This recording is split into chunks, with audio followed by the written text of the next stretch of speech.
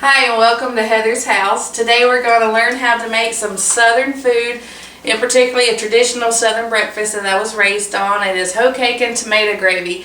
This is one of the most delicious meals you can have, and it's very simple. So if you are scared of making gravies, this is the easiest gravy you will ever come across. But we want to start out first with making our hoe cake. It's similar to a biscuit but cooked slightly different and very easy to make. You want to start with a cast iron skillet, and cast iron is a southern pan that we use. They will outlive you. This one belonged to my grandmother. So you want to start by getting it really good and hot. So don't be afraid of the high heat. My grandmother's stove had two temperatures in her eyes. That was high and off. So we're going to turn it up, and we're going to take, this is our flour. I'm not big on measuring things. This is equivalent to about 2 cups of flour. And it's self-rising. I don't buy all-purpose for anything because I don't do a lot of baking. So I use self-rising because everything's in there. But what I want to do to this is you got about 2 cups of flour. You add some salt just for flavor. You don't need much. Probably not even a half a teaspoon. And some black pepper. Put that in there. And then, this whole time your pan's heating up, we're going to add some water. Now the water, this is a 32-ounce glass. It probably won't take all that, but we'll see how much it actually takes. You want to get it kind of like a wet batter, but you don't want it running down like pancake batter. And so we're just going to stir that up. And you want to stir it gently because you don't want to like kill the flour and just flatten it out. So you want to keep it fluffy because that matters. So add a little bit more water. So far we've used half of that 32-ounce glass. You really can't mess this up. If you get it too thin, add some more flour. If you get it too thick, add some more water. It's very simple. Anyway, just give it a good stir. We're going to probably add some more flour to this. Not a big deal, and you just keep stirring. Alright, our pan's nice and hot. Okay. So we've about got this mixed up really good. It's still going to be fairly lumpy, just like that. You want to see the lumps in there. Alright, now you want to take some oil. You can use vegetable oil, whatever kind of oil you want. This is olive oil, it'll work. And you want to put that in there. And you want just kind of like enough to cover the bottom of the pan. You can see that pan's really hot, and that's exactly what you want. Alright, we're going to go ahead and turn this down to low because we're going to have to cook our bread that way. So now that you got your oil in the pan, you're just going to pour that batter in there, and it's going to immediately seal the bottom of it. And you want to spread it out just like that, just like a hoe cake, what it should be. Alright, get this out of the way. Now, one of the most important steps, get it back on the heat, is you want to take some butter. And you want to put butter on top, just like so. And this is an important step because when you go to flip this, if you don't have the butter on top, it will stick to the bottom of your pan because all the oil is going to be absorbed on the bottom part that's cooking now. So it's important. Have some butter going around there. Butter's good. It's delicious. There we go. Now, cast iron skillets do not come with lids. However, it needs one. So we're going to go to the old school way of doing things, and we're just going to get us a big plate like so. Nice big plate for us, and we're just going to cover the top just like that, and it's on low, and we're just going to let it remain on low. You can rev it up to 1 or 2. Other than that, you need to leave it and just leave it alone. Now we're going to come over here and we're going to make our tomato gravy. This is very easy. Get your pan hot. Hot pans, you don't cook in cold pans, so you need a hot pan. You can use any kind of oil you want. I prefer bacon grease because that is what, let me put just a little bit of oil in there. We're having a happy day around here. And so we're going to put that on there. Just a little oil in the bottom of the pan just to get it going. And we're going to render the oil out of the bacon.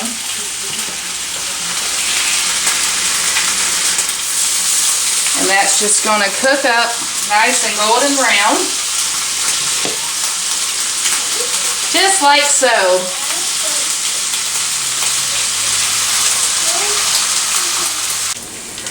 Okay, Okay, as you can see, our bacon is now golden brown, so we're going to go ahead and pull that up and just set it aside. Kind of lay it straight, and it'll crispen up on the paper towel, so you'll have nice, crispy, straight bacon.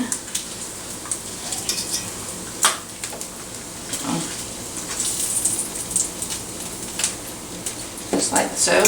Now, you got the leftover. You can see it's not a lot of oil in the pan. It's probably just a couple of tablespoons, not much at all. And you want to leave the bacon pieces because all that is just good flavor.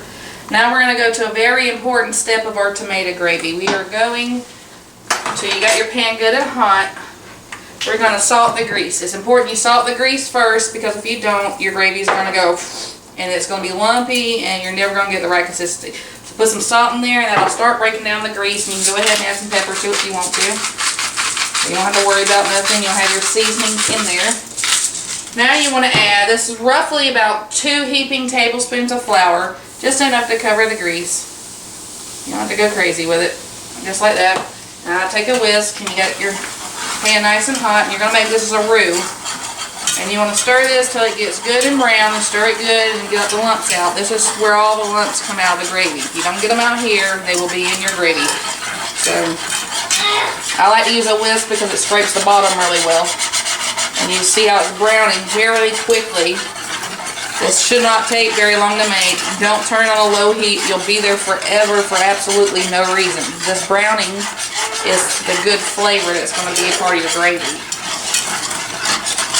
So you just stir, stir, stir. And it's getting browner with every stir. And you're picking up all them bacon pieces and all that good stuff right here. And just keep going until it gets good and brown. You can smell it. It'll smell kind of nutty and toasty. That's a good flavor. Nice and brown. We're about done right there. See how it's just transitioning quickly. You have to watch this. Do not walk away. It will burn. Alright. So that's done. What we want to do, we got a whole can of tomatoes. You can use stewed, diced, it don't matter. Just use canned tomatoes of your choice. A whole can. Alright, and you want to step back when you do this. You don't want to get burnt. So you just dump your can of tomatoes in there and stir. Just like so. Then you can add water. We've got 12 ounces of water here. You add the water to make it as thick or as thin as you want it. Add it a little bit at the time because it's going to continue to thicken up so you can see what you're dealing with. I like my gravy to be fairly thick, so that's probably enough water, just like that. And that is a nice, deep, kind of reddish color. Beautiful tomatoes. And we're going to turn it down. You can turn it off or you can turn it down to low and just let it simmer. And as it simmers, it will continue to thicken, so you may need to put some water in there later if you're doing other things. But that is your tomato gravy. And it just looks and it smells delicious. I'm going to get a spoon and taste it, make sure it got enough salt in it. Always taste your stuff, because you got to make sure it tastes good before you give it to somebody. That's good stuff. Love it. I am going to add just a little bit more salt in there. Alright. So that's done. We're done with it.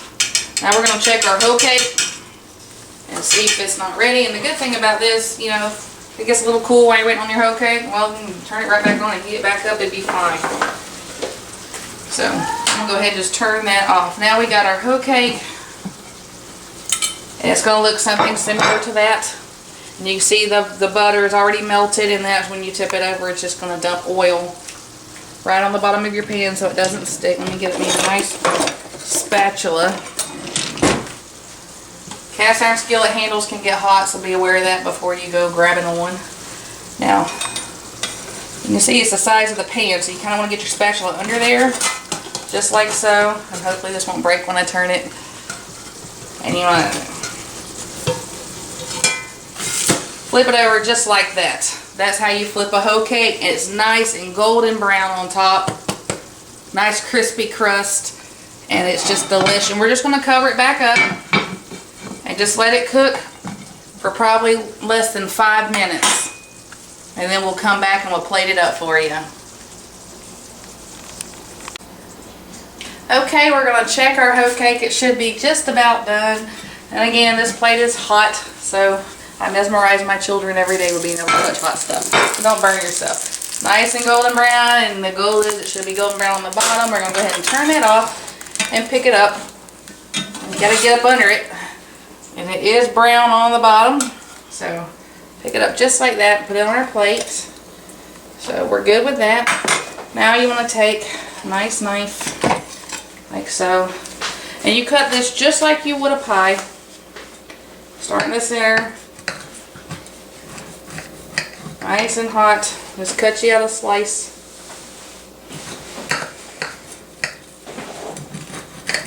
Okay.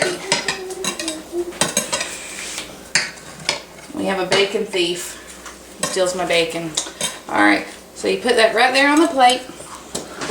What I like to do is I take my knife, just kind of gently slice it down the middle and butterfly it open, just like this. We're going to add some butter. Come on over here, baby. Gotta have butter. So you get some butter on each side.